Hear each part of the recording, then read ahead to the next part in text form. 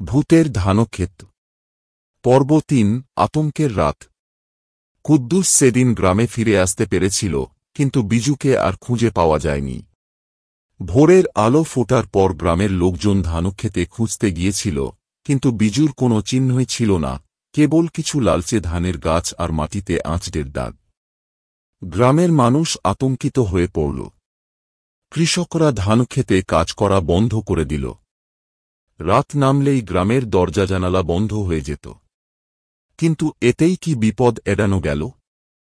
সেই রাতে গঙ্গারামের ছেলে নিতাই ঘুম থেকে উঠে দেখল তার জানালার বাইরে কারো ছায়া পড়েছে। সে শিউরে উঠল। ধীরে ধীরে এগিয়ে গিয়ে জানালা খুলে বাইরে তাকাল।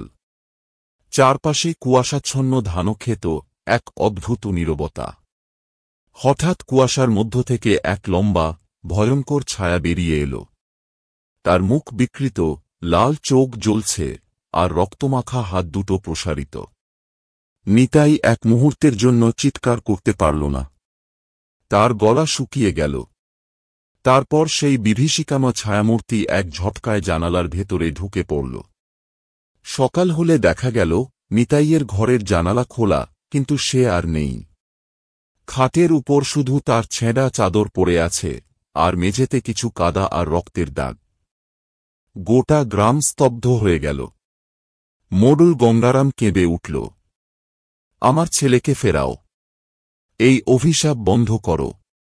গ্রামের পুরোহিত বললেন, এটা সাধারণ ভূত নয়, এই ধানক্ষেত অভিশপ্ত।